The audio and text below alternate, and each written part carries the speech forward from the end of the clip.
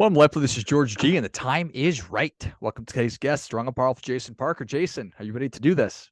George, I am so excited. Thank you for the opportunity to be a guest on your show again. This is awesome. Yeah, excited to have you back on. Let's go. Jason is the author of Sound Retirement Planning. He's the author of, or the host of Sound Retirement Radio, and he is the founder of the Retirement Budget Calculator.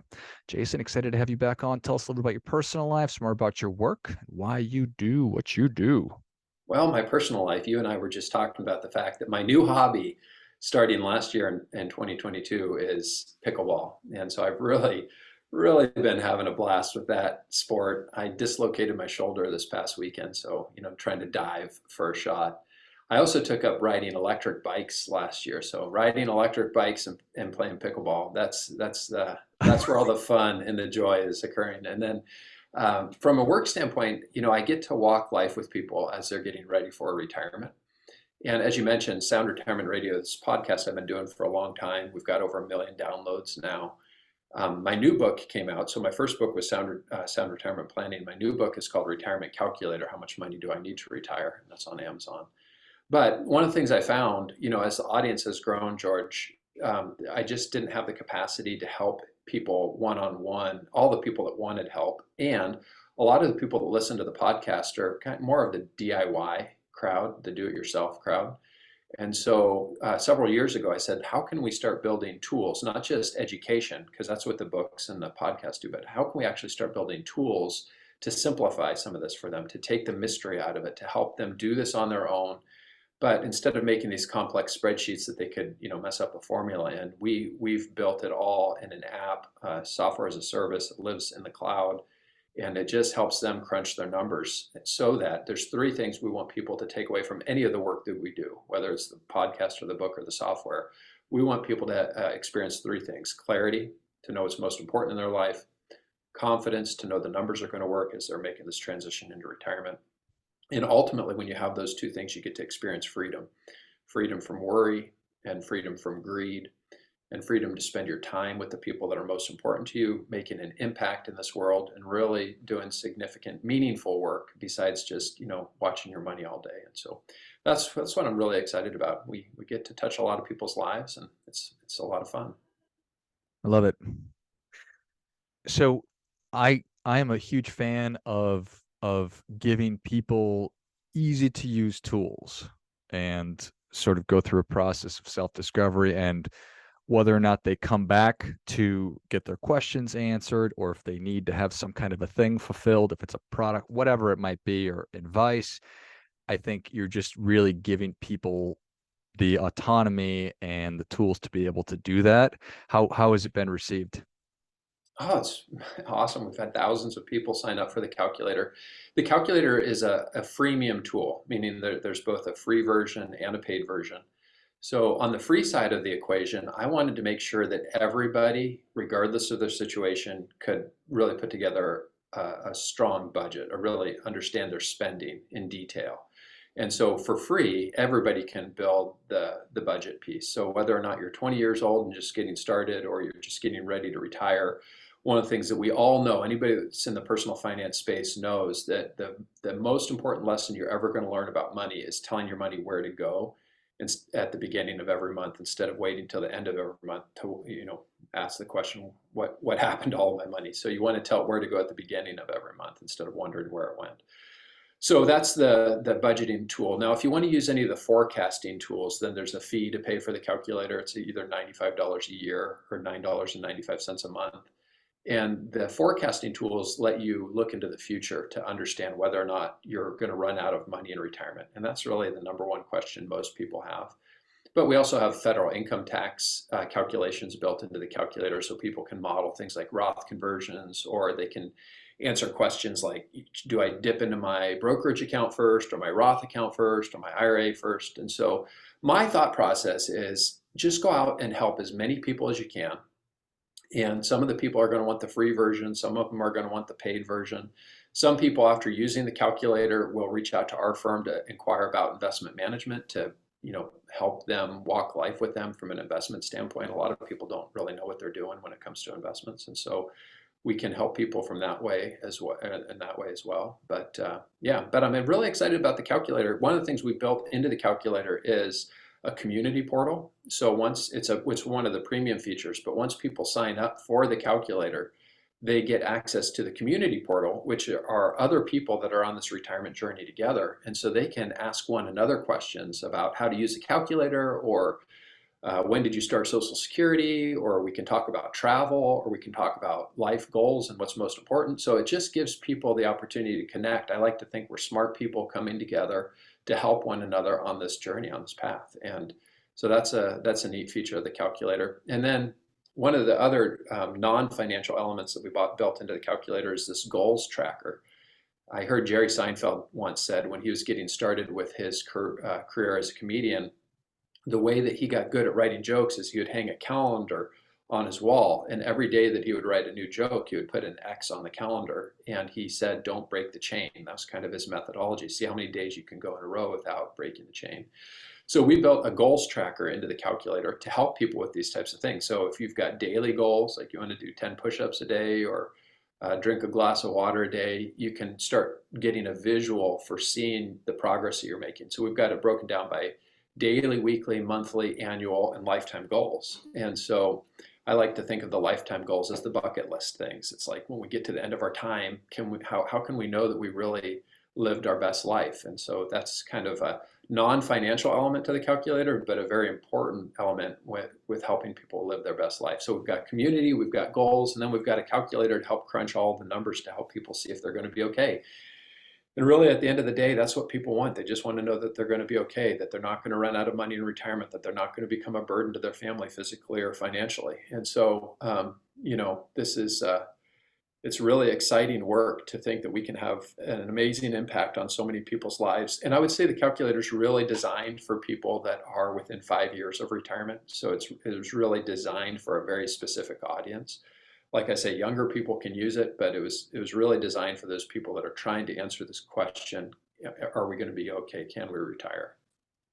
I love it. And I appreciate the thoughtfulness and the time that you put into adding those additional features above and beyond just these are the numbers. Obviously, that's really important, but it's more the other stuff that you've been describing, which is really what people want and what makes life worthwhile. What are some of the key differences, if there are any, between your pre-retirement budget and then post-retirement budget? That's a great question. Well, one of the reasons that our calculator is so much different than most of what is put out in the world today, most of the investment community is focused on withdrawal rates, dynamic withdrawal rates, rates of return, asset allocation, diversification.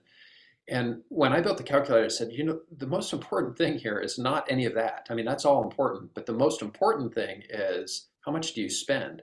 And so we built the calculator to be able to say, how much do you spend? And then you use that spending number to determine whether or not you've saved enough. And so there's a lot of things that are different in retirement. One of those being is that a lot of times when people first retire, they tend to spend more. There's a lot more discretionary spending on travel and those types of things. As people get into their 80s, they start to slow down. They don't want to travel as much. They split a meal when they go out. They drive one car. Life just starts to get kind of simple. And then towards the end of retirement, life starts to get expensive again, because a lot of times people experience medical issues towards the end of life. So, you start out high with your spending, you kind of dip down, you go back up. They call it the spending smile. And that's one of the things we let people do in the calculator, is model these different cash flows. The other thing is, inflation's a big deal, but not all of your expenses go up at one single inflation factor. So people going into retirement with a mortgage, for example, the principal and interest doesn't go up with inflation. So you wouldn't want to overinflate your expenses. So, we let people assign a different inflation factor to every expense. And then the other thing I think that's really important that we do, we have something called the Secure Income Score. And what the Secure Income Score does is it looks at how much of your guaranteed income do you have coming in over your lifetime. So from the time you retire till the end of life expectancy, how much guaranteed income, so Social Security, pensions. We include rental property, rental income in there, because that's usually pretty stable for most people. Annuity income, so any kind of guaranteed income that they're going to have. And then we compare that to their essential expenses over their lifetime. So when you retire, as you think about your spending, it's good to break it down between, how much, what do we need to keep the lights on, kind of pay for the basics of living, versus the discretionary stuff where the travel or the Netflix or the Amazon Prime, things you could live without if you absolutely had to. So we let people tag expenses as either essential or discretionary. Then we compare their guaranteed income over their lifetime to their essential expenses, and we provide them with the secure income score to say, how much of those essential expenses are covered by guaranteed income. And what we're looking for is 80% of your essential expenses to be covered by guaranteed income. And again, that just gives people a lot of confidence, because it's one thing to say, hey, we're not going to take that trip this year, versus, hey, we can't pay the electric bill. And so, we just, again, clarity, confidence, and freedom. You want to know the numbers are going to work. But if you had to cut back, you could probably maybe, cut back on the travel. But there's other things that you need to make sure that you're getting right. That strikes me as very desirable that I, as when I'm 80 years old, I want to know that 80, if not 90 or 100% of my essential expenses will be covered by guaranteed income. Mm. Because I just can't think of a scenario where I'm around that age, even 75 or beyond that, where I want to be looking at my investments and trying to figure out where I'm going to pull from and worrying about taxes and stuff like that. I can't picture myself doing that. So therefore, maybe I can't imagine other people want that either, but maybe I'm wrong. Yeah, life changes, and I think a lot of the anxiety that people have is around this transition from working into retirement. But I tell you, most of the people that I've met over the years, by the time they get to 80, they really don't have these financial concerns anymore. They have them when they're starting out at retirement, but they don't really have them by the time. For most people, now some people do, and there's all kinds of tools being developed for people that get into their later areas of life, and they find themselves running out of money. And so, that we've got things like the home equity conversion mortgages, reverse mortgages that have a lot of them have a lot of regulations from the federal government to make sure that people are being counseled and making wise decisions. So you've got those, to let people dip into their home equity as a way to help keep them going if they run out of money early. Or you probably heard in the Secure Act, the most recent Secure Act, these ideas for these qualified longevity annuity contracts where people can annuitize a portion of their retirement accounts, because Congress is looking at this and saying, geez, we want to make sure people aren't running out of money in retirement. So they're putting into play tools specifically for people to help them navigate this. But the reality is, retirement is an exercise in cash flow. There's only really three numbers that people need to know to retire. Number one is they need to have some idea for how long they're going to live. And so the way that we do that is we built we pull on the Social Security mortality tables. So you put in your birth date, and it'll tell you based on averages what average life expectancy is. So that gives you a starting point for life expectancy. And then, of course, you can make a hereditary adjustment. So if everybody in your family lives to 92, maybe you want to adjust it to 92. Or a lot of people will use the age 100 and just, say, what if I live to 100? Are we going to be okay? So number one is you got to have some idea how long your money needs to last. How long are you going to live? Number two, you need to add up everything that you have in terms of all of your assets, your liquid investable assets that you can pull from to, create that cash flow, and other assets, such as, equity that you have in your real estate. And then the last number that you need to know are your expenses, your spending, and make some projections about what that looks like now, and be able to model, say, hey, I'm going to spend more on travel the first 10 years of retirement. We're going to see that expense drop down later. So instead of just taking like one number and just inflating it forever, or using a rule of thumb, you kind of hear people say, well, 80% of your pre-retirement income is how much you need to plan for in retirement. That the problem with rules of thumb is we all have different size thumbs, and it doesn't provide for much confidence as people are heading into retirement if they haven't really done the work. This is the biggest financial decision of somebody's life, is making this transition from working to retirement, not working anymore. It's worth it to spend a little bit of time to make sure that you're going to be okay, rather than just winging it. And that's what we have the ability to do today more than ever. I love it. That makes a ton of sense. It's weird to think. about living too long is a bad thing, but it could be catastrophic. You don't want to outlive your money. Yeah, even more so than money, though. I mean, as I walk life with people, there comes a time in people's life when they've lived a good life, and trying to eke out a few more years really is not. I mean, it's weird to think this way, but a lot of times, a lot of people lose their friends and they lose family members, and they're kind of isolated and alone. They don't have the ability to do what they used to be able to do, and so and then when your health starts to fail you, or you start to experience things like dementia, and in those instances, it life can get pretty hard. And so I just, as I walk life with people, I see where they're ready, and a lot of people that we serve believe that there's something greater for them, and so they're not dreadful, they're not fearful of the end of life. They're like, man, I know that I'm going to be going to heaven. That's a good thing. So that gives people a lot of peace of mind about what happens next. Yeah. Yeah, I certainly appreciate that perspective. How common is it, you hear about people that are not saving and how Mhm. Americans are struggling. We're living paycheck to paycheck, so on and so forth. How do you counsel people when you get to interact with them for the first time? They say, Jason, geez, I feel like I'm so behind. Is it ever too late? Well, I'm in a unique perspective because most of the people that I've walked life with one-on-one, so I'm not talking about the calculator now, but when I've actually done advising for people, a lot of times the people that are hiring us have done really well financially in life. So I don't tend to meet people. I tend to meet people that are just getting ready to retire. And so I'm not necessarily talking to people that are 30, 40, 20 years old trying to save for retirement. A lot of the people that have reached out to us have done really well. One of the interesting things too is, the calculator, we designed it in a way because hiring a financial advisor can be expensive. Hiring an investment advisor can be expensive. A lot of people can't qualify. They don't have enough resources to hire an investment advisor. They can't afford to hire an advisor.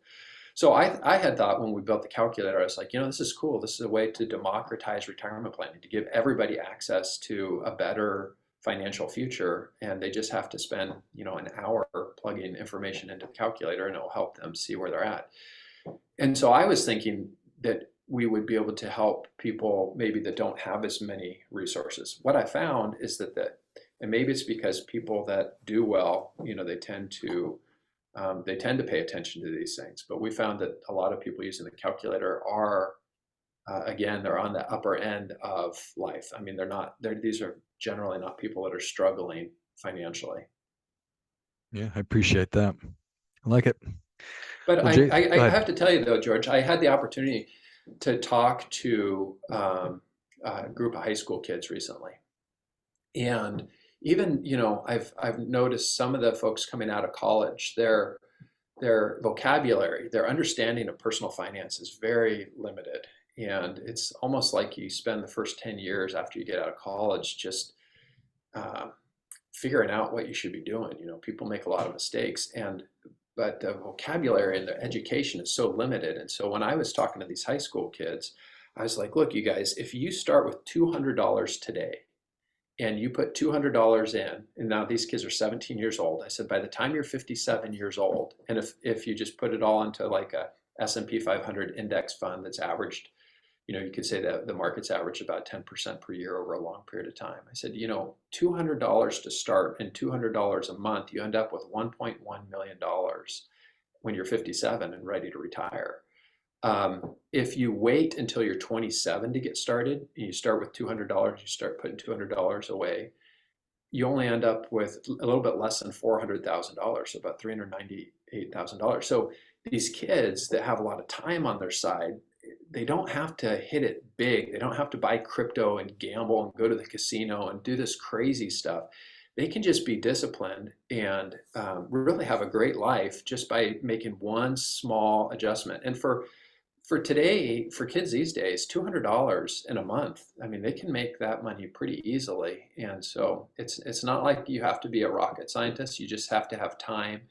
You have to have optimism, because people that go around thinking the end of the world's coming and things are just getting worse, and They have no belief in the future, so they don't make any preparations for the future. So in order to be an investor, you have to be an optimist. You have to believe that the future is going to be better than the present, and and then you have to be disciplined. And one of my favorite quotes around discipline comes from Abraham Lincoln. Abraham Lincoln says, "Discipline is understanding the difference between what you want now versus what you want most." Hmm. So maybe you can't stop at Starbucks every morning because that's what you want now, but what you want most is financial security. So, discipline. Another great, another great quote around discipline comes from Jim Rohn. He says, "All people will experience pain, the pain of discipline or the pain of regret. The pain of discipline weighs an ounce, and the pain of regret weighs a ton."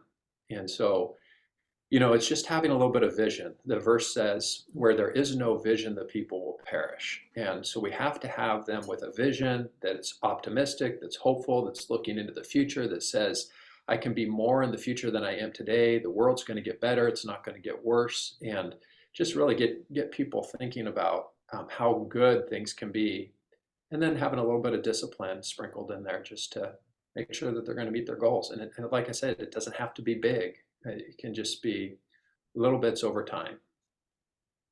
Those are powerful. Thank you. Well, Jason, Yeah. thank you so much for coming back on. Where can Sure. people learn more about you? Where can they check out your podcast? Where can they find the books? Where can they find the calculator? Yeah, that's what I'm most excited about right now is the calculator. So retirementbudgetcalculator.com. If you want to sign up for free, try a free account and see if you like it. Of course, Sound Retirement Radio is the podcast, and the books are Sound Retirement Planning and Retirement Calculator. How much money do I need to retire? But yeah, a great place to start is just plug into the calculator, create a budget for free, tell your money where to go. Don't make it overly complicated. Don't worry about all these little nuanced things like rate of return and asset allocation and diversification and withdrawal order and when do I start Social Security. Just start with the simplest piece, which is your spending. It's where you have the most agency. It's where you have the most influence. It's where you have the most control. You can't control what the market's going to do, but you can control your spending. And so it's just a great way, different way than the way the world would tell you to live. But in my way, I think a better way. Well, I think that that's great. Mm. In a world of overwhelm and too much, that is a wonderful and logical and simple first step. So if you enjoyed today as much as I did, show Jason your appreciation and share today's show with a friend who also appreciates good ideas. Go to retirementbudgetcalculator.com and take advantage of the free resources and just get started. Check out the Sound Retirement Radio podcast. Pick up a copy of Jason's books, The Retirement Calculator. I'll list all those in the notes of the show. Thanks again, Jason. George, thanks so much. And until next time, remember, do your part by doing your best.